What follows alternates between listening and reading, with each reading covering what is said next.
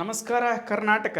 ಇವತ್ತಿನ ಪ್ರೋಮೋದಲ್ಲಿ ನೋಡಿರುವ ಹಾಗೆ ಇವತ್ತು ಎಪಿಸೋಡಲ್ಲಿ ಏನೇನಾಯಿತು, ಇವತ್ತು ದಿನ ಏನು ತೋರಿಸ್ಬೋದು 9:00 ಅಂತ ಹೇಳ್ತಕ್ಕಂಥ ವಿಷಯವನ್ನು ಹೇಳಕ್ಕೆ ಬಂದರೆ ಬಿಗ್ ಬಾಸ್ ಅಪ್ಡೇಟ್ಸ್ ನಿಮ್ಮ ಮುಂದೆ ಸಂಪೂರ್ಣ ಮಾಹಿತಿ ಸಣ್ಣ ಸಮಯದಲ್ಲಿ ಅಥವಾ ಸ್ವಲ್ಪ ಸಮಯದಲ್ಲಿ ಅಂತ ಹೇಳ್ತಾ ಈ ವಿಡಿಯೋಕ್ಕೆ ಹೊಸಬರಾಗಿದ್ದರೆ ಸಬ್ಸ್ಕ್ರೈಬ್ ಮಾಡಿ, ಲೈಕ್ ಮಾಡಿ, ಶೇರ್ ಮಾಡಿ ಅಂತ ಕೇಳ್ಕೊಳ್ತಾ ತಮ್ಮಲ್ಲಿ ಇವತ್ತಿನ ವಿಷಯವನ್ನು ಏನು ಹೇಳ್ತಿದ್ದೇನಪ್ಪ ಅಂತಂದರೆ, ರಾಶಿಕಾ ಅವರು ಕ್ಯಾಪ್ಟನ್ ಆಗಿರೋದ್ರಿಂದ ಅವರಿಗೆ ವಿಶೇಷವಾದಂಥ ಅಧಿಕಾರವನ್ನು ಕೊಡ್ತಾರೆ. ಒಬ್ಬರನ್ನ ಸೇವ್ ಮಾಡಬೇಕು, ಒಬ್ಬರನ್ನ ನೀವು ನಾಮಿನೇಟ್ ಮಾಡಬೇಕು ಅಂತೇಳಿ. ಹಾಗಾಗಿ ಅಲ್ಲಿ ಸೇವ್ ಮಾಡಿದಂಥವ್ರದ್ದು ಮತ್ತು ನಾಮಿನೇಟ್ ಮಾಡಿರೋದಂಥವ್ರದ್ದು ಒಂದು ತಂಡವಾಗಿ ರಚನೆ ಆಗುತ್ತೆ. ಆ ತಂಡದಲ್ಲಿ ಚೈತ್ರ ಅವರು ನಾಮಿನೇಟ್ ಆಗ್ತಾರೆ ಹಾಗೂ ಸೂರಜ್ ಅವರು ಸೇವ್ ಆಗ್ತಾರೆ. ಈ ಕಾರಣಕ್ಕಾಗಿ ಎರಡು ತಂಡಗಳ ರಚನೆ ಆಗ್ತವೆ. ಆ ವಿಷಯದ ಬಗ್ಗೆ ಬಿಟ್ಟಾಕಿ ಅದರಲ್ಲಿ ಏನು ಅಷ್ಟೋಪರಿ ಏನು ಜಗಳ ಆಗಿದೆ, ಒಂದು ಸ್ವಲ್ಪ ಅಶ್ವಿನಿ ಅವರಿಗೆ ಇಂಜುರಿ ಆಗುತ್ತೆ, ಸಣ್ಣ ಇಂಜುರಿ ಆಗುತ್ತೆ, ಇನ್ನು ದೊಡ್ಡದೇನು ಮೇಜರ್ ಇಂಜುರಿ ಏನಾಗಿಲ್ಲ.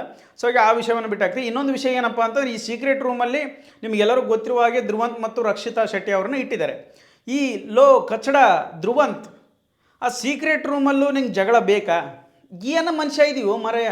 ಒಂದು ಸರಿ ನಾಗವಲ್ಲಿ ಆಗಿ ಬದಲಾಗ್ತಿ, ಒಂದೊಂದು ಸರಿ ವಿಶೇಷವಾಗಿ ಒಳ್ಳೆ ಮನುಷ್ಯ ಅನಿಸ್ಬಿಡ್ತಿ. ನಿನ್ನ ಮಾತಲ್ಲಿ ಒಂದೊಂದು ಸರಿ ತೂಕ ಇರ್ತದೆ, ಒಂದೊಂದು ಸರಿ ಗಾಳಿನೂ ಇರೋದಿಲ್ಲ.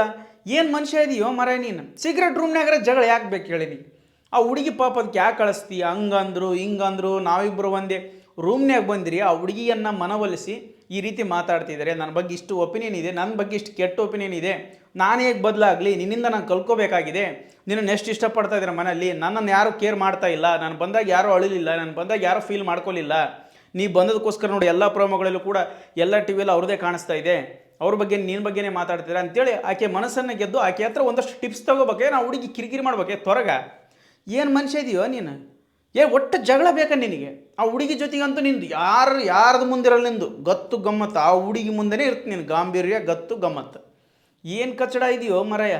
ನೋಡೋಕೆ ಅವನು ಒಳ್ಳೆ ಒಂಥರ ಕಾಣಿಸ್ತೇಪ್ಪ, ಅವನು ಒಳ್ಳೆಯವ್ರು ಅಂದ್ರೆ ಒಳ್ಳಾಗುಚ್ಚೆ ಇದ್ರಂತ ಅಂಥವ್ರು ನಿಮ್ಮಂಥವ್ರು ನೀವು. ಏನು ಕಚ್ಚಡ ಇದೆಯೋ ಮರ, ನಿನಗೆ ಏನು ತಿಳಿತೈತೆ ಏನಲ್ಲಿ ಗೊತ್ತಿಲ್ಲಪ್ಪ. ಯಾರ ಜೋಡಿ ಜಗಳ ಮಾಡಬೇಕು, ಯಾರ ಜೋಡಿ ಮಾತು ಇಳಿಬೇಕು ಅನ್ನೋದು ಮಾತ್ರ ಗೊತ್ತಿಲ್ಲ. ಆ ಹುಡುಗಿಗೆ ಒಳ್ಳೆ ಮಳೆ ಅಂಜಿಸಿ ಮಾತಾಡ್ತಿಯಲ್ಲ, ನಿನಗೆ ಎಷ್ಟು ತೆಲಿಗಿನ ಆಪಾಗೈತೆ ಏನು? ಕೆಟ್ಟ ತೊರಗಿದ್ದಂಗೆ ಇದೆಯಪ್ಪ. ನಿನ್ನ ಬಗ್ಗೆ ಏನು ಮಾತಾಡ್ಬೇಕಪ್ಪ ನಮ್ಗೊಂದು ಅರ್ಥ ಆಗೋಲ್ತ. ಒಂದೊಂದ್ಸರಿ ತುಂಬ ಒಳ್ಳೆಯ ಅನಿಸ್ಬಿಡುತ್ತೆ.